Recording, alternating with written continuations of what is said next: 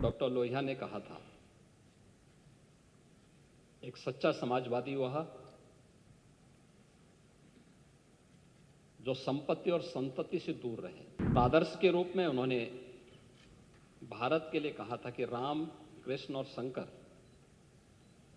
ये जब तक भारत के 3 आदर्श हैं तब तक भारत का कोई बाल बांका नहीं कर सकता है। इन तीनों देव महापुरुषों पर समाजवादी पार्टी का कोई विश्वास नहीं है, क्योंकि आप लोग भारत की आस्था के साथ खिलवाड़ करते हैं। आप मुझे बताइए कि हमारी सोच कहां से सांप्रदायिक है। हम तो सबका साथ, सबके विकास की बात कर रहे हैं। सबसे आदर्श उदाहरण आपके सामने है जब 26 फरवरी को महाकुंभ का समारोह हुआ है।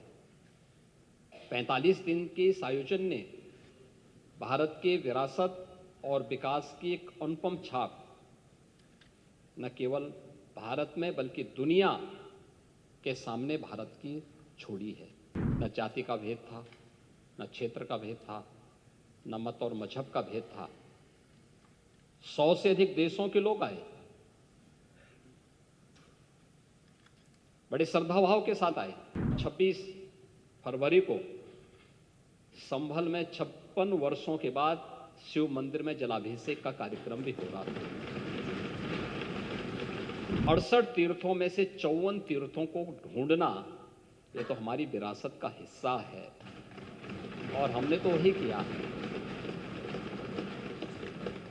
हमने तो वही कहा है कि जो हमारा है वो हमें मिल जाना चाहिए। अध्यक्ष जी, उत्तर प्रदेश के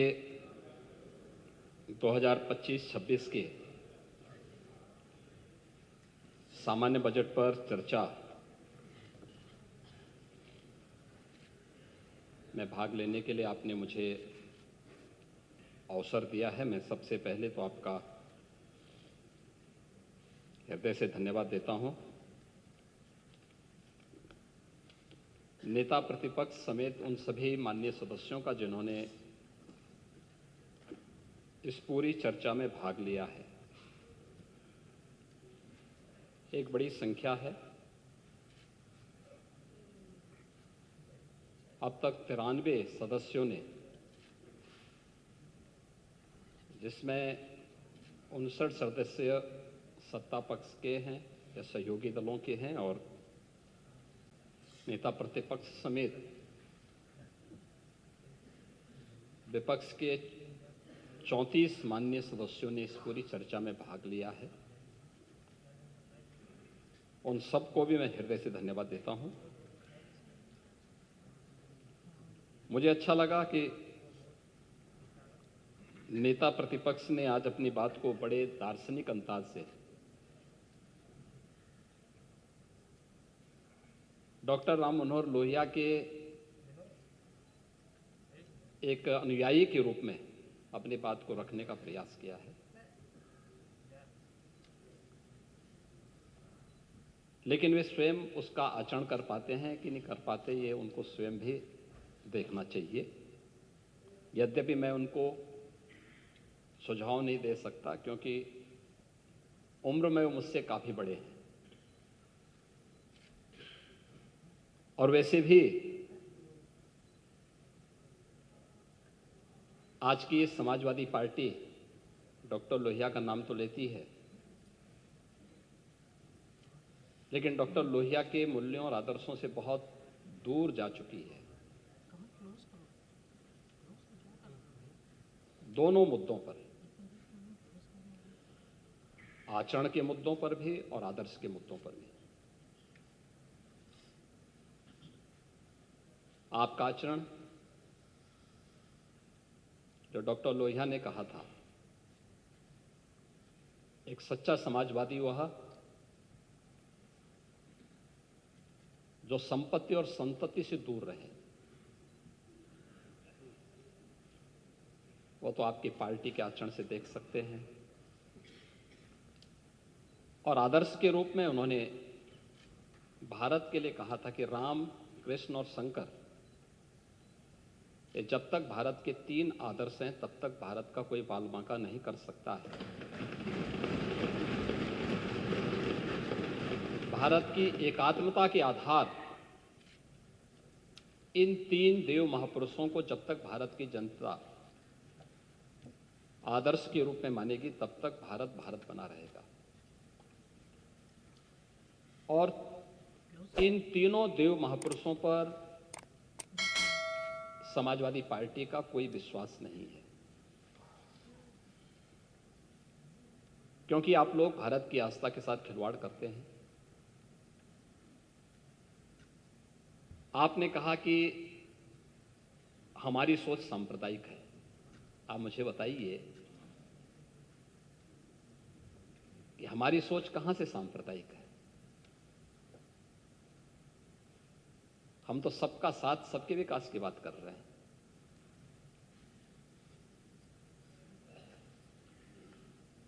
हमारा तो आदर्श है सर्वे भवन्तु सुखिनः सर्वे सन्तु निरामयाः।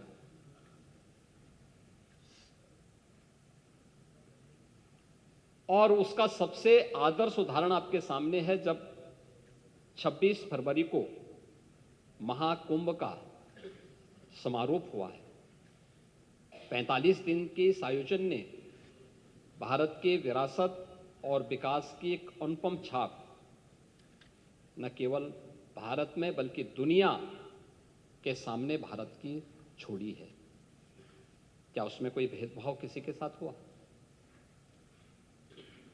न जाति का भेद था, न क्षेत्र का भेद था, न मत और मजहब का भेद था। 100 से अधिक देशों के लोग आए,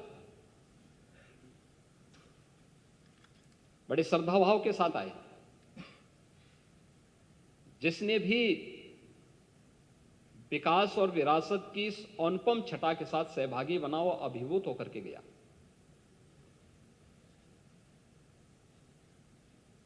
एक पक्ष वह है जो आपके सामने उदाहरण के रूप में है। प्रत्यक्ष को प्रमाण की क्या आवश्यकता है?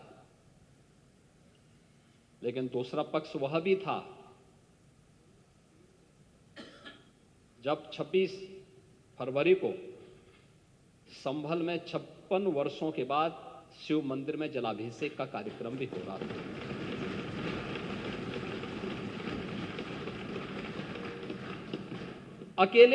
अकेले संभल में 67 तीर्थ थे और 19 कूप भी थे, जिनको एक शरारत के तहत एक निश्चित समय के अंदर समाप्त कर दिया गया। और जिनमें से 68 तीर्थों में से 54 तीर्थों को ढूंढना, ये तो हमारी विरासत का हिस्सा है और हमने तो वही किया है। हमने तो वही कहा है कि जो हमारा है वो हमें मिल जाना चाहिए। हम उससे इतर कहीं नहीं जा रहे हैं, उससे इतर कहीं नहीं। और 19 जो कूप हैं उन्हें भी मुक्त कराया गया है। सच कड़वा होता है और उस कड़वे सच को स्वीकार करने की सामर्थ्य भी होनी चाहिए। लेकिन आपने बोला है, मुझे बहुत अच्छा लगा। उपचुनाव की भी आपने चर्चा की, लेकिन आपके यहां तो चुनाव के एक्सपर्ट शिवपाल जी हैं।